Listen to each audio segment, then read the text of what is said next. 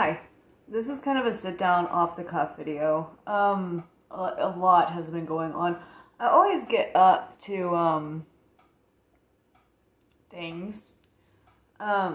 This millionaire guy, he said he's a millionaire. This story's it's a ride, just listen. He comes into the bar, he starts tipping me, like he gives me like $500 tips, right? And he's nasty though. He's like gnarly nasty. His jaw was busted up, and he was getting it wired back shut, and he was like eating gross at the bar. It was nasty. It was bad. The first time I met him, I told him to fuck off, and I cut him off. And I kicked him out of the bar. I didn't know he was the owner's best friend. I didn't know that he was like their gravy train that was giving them thousands and thousands of dollars. But then, like, he got really obsessed with me. And he said that he was like, fuck my kids. I'm going to give you everything. You're going to have all the inheritance. And I'm going to leave, like, I have millions from the stock market. And then I had everybody around me confirm that he was a millionaire. And they were like, yeah, he has millions. And then he would come into the bar like every day. I'm going to buy you this, I'm going to do that, I'm going to take you away and leave you on my house. I mean, like, this dude was like 60, he was diabetic and he wasn't taking care of it.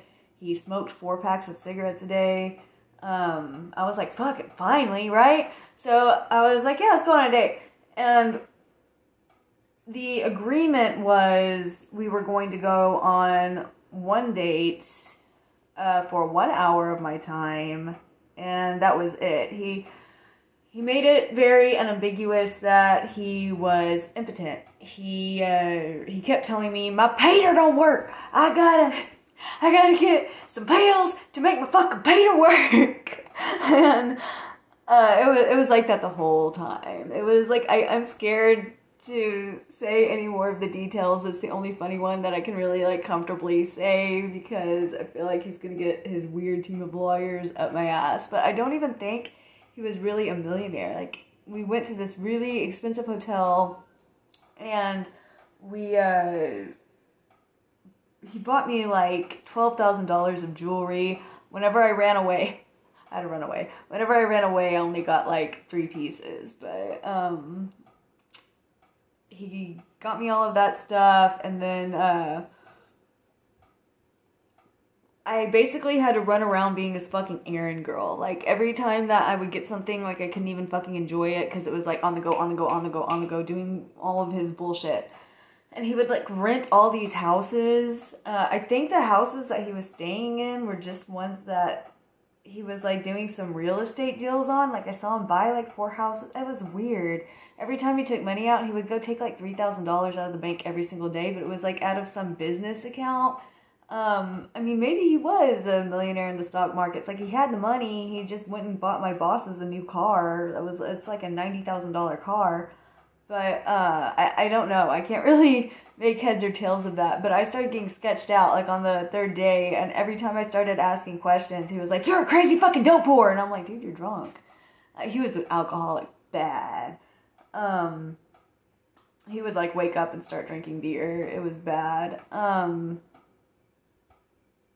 But by the 3rd day, he was really fucking drunk. I had to get my daughter. My daughter didn't need to be around that.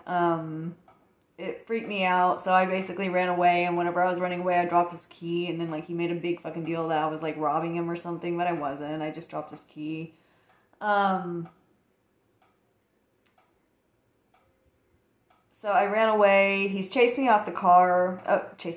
He chased me off the road whenever I was in my car the other day, and he's been driving by my house. I got my friend Jason to come, like, be on call for me in case shit goes down, but that was the weekend. And then there was, like, this guy that I've been, like, stupidly, embarrassingly obsessed over, and he told me that he was thinking about giving me a chance, but I'm just like, after everything that I went through this year, I'm just like, no, fuck everybody, fuck all of y'all, fuck that, fuck this, fuck everyone. I don't want to, like, I've come so far by myself. Like, do we really need relationships? Like, I really think people just kind of start to get lonely, get desperate, and they go settle for whatever arms are going to catch them. And that's just a breeding ground for resentment, and that's kind of destroyed my life a whole bunch of times before. Like, I built my life up so good. Like, I had nothing. I was thrown out of my house with like $600, and I had no family, no house, no, like, I was out on the streets, and I went from there to having like 2 decent jobs, to having a nice little group of friends, to like, my life is, it just keeps getting better, and I keep making it better, and I can't have anybody drag me down right now. And I feel like that's all people fucking do. And like, everything, for every time I'm with somebody, it's like, it totally ruins my life. It totally, like, I have to sink down to their level, and any improvements I make, it's like somebody, like, I have to fight them sabotaging it. And I just don't want to put myself through that again. I think whenever people see you doing something that they can't do, they get very upset with you. And they get a little underhanded and sneaky about, like, keeping you where they want you. I don't know. I just don't think anybody's really worth it. It just seems to be like an idea that we're chasing more than it is an actual person. I mean, like, I'm not necessarily alone. I have several friends that not several. I have very, very, very close friends that, and the, I don't know, 4 or 5 friends that I have right now, people like that are very, very hard to find, and I don't think that until you're like 30,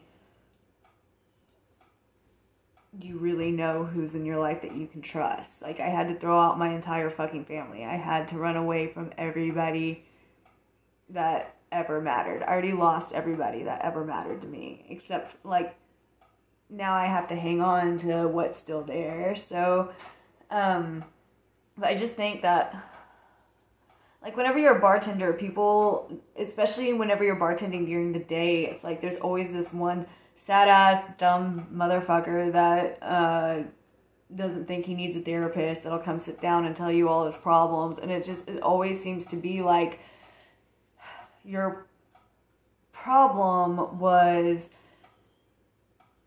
that you were trying to turn somebody that you settled for into what you wanted. It just seems ubiquitous. And I've been in that situation too. And maybe you don't do that. Maybe just, like,